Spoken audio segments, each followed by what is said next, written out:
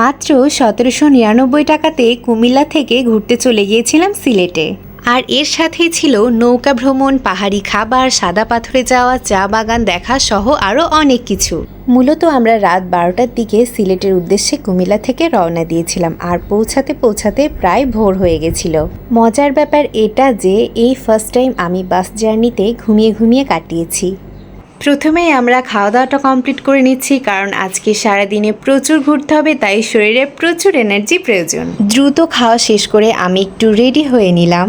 এবার সিলেটের রাস্তা দেখতে দেখতে আমরা চা বাগানে যাচ্ছি। এদিকে দেখো আমার জামার চুড়িটা কি সুন্দর ম্যাচিং হয়ে গেছে। যে কোনো রঙের জামার সাথে না আমার ম্যাচিং করে চুড়ি পরতে ভীষণ ভালো লাগে। এরই মধ্যে আমরা পৌঁছে গেলাম আমাদের কাঙ্ক্ষিত চা বাগানে। সবুজে ঘেরা চারপাশটা আর চারিদিকে শুধুই চা বাগান, দেখতে কিন্তু বেশ দারুণ লাগছিল। ক্যামেরাতে আমি এর আসল সৌন্দর্য তুলে ধরতে পারবো না, তবে চোখে দেখা যে সৌন্দর্য সেটা প্রকাশ করার মতো নয়।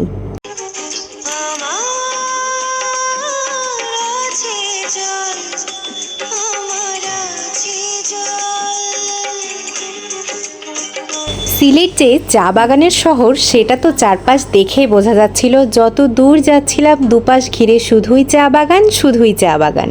চা বাগান ঘোরাঘুরি শেষ করে প্রায় অনেকটা সময় ধরে আমরা গাড়িতে ছিলাম, আর চা বাগানের দুই পাশের সৌন্দর্য উপভোগ করতে করতে পৌঁছে গেলাম রাতারগুলে। অ্যান্ড ফাইনালি আমরা চলে এসেছি রাতারগুলে। এখানে আমরা সবাই বিভিন্ন দলে বিভক্ত হয়ে নৌকা ভ্রমণ করব। শুনেছি রাতারগুলের গহীন জঙ্গল নাকি ভয়াবহ সুন্দর, যেমন ভয়ঙ্কর তেমন অপরূপ সৌন্দর্য রয়েছে তার।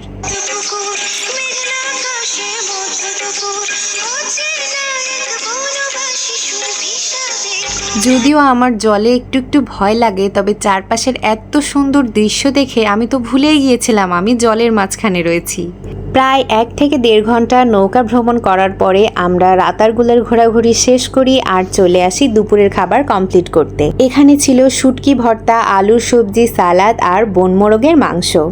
পেট পুড়ে খাওয়া দাওয়া শেষ করার পরে আমরা কিছু সময় রেস্ট নিয়েছিলাম, আর তারপরে চলে যাচ্ছিলাম সিলেটের সবচাইতে ফেমাস জায়গা সাদা পাথরে। সাদা পাথর যাওয়ার জন্য আমাদের বেশ খানিকটা পথ নৌকা ভ্রমণ করতে হয়েছে, তবে এই নৌকা ভ্রমণটা আমার কাছে অনেক বেশি ভালো লেগেছে। দূর থেকে পাহাড়ি দৃশ্য দেখতে কিন্তু দারুণ লাগছিল। জানো তো, ছোটবেলা থেকেই না আমার ঘোরাঘুরির পরিমাণ খুবই বেশি কম। বাবা সব সময় কাজে ব্যস্ত থাকতো, তাই ঘোরাঘুরি বলতেই নিজের শহরটাকেই বুঝতাম। তবে আমাদের বাংলাদেশটা যে এত বেশি সুন্দর সেটা সিলেটে না আসলে কিন্তু জানাই হতো না। দেখো, কথা বলতে বলতে ভিডিওটা কত বড় হয়ে গেল। সাদা পাথরের ভিডিওটা না হয় দ্বিতীয় পার্টে থাকুক। আজকের ভিডিওটা এখানে শেষ করছি। Thanks for watching.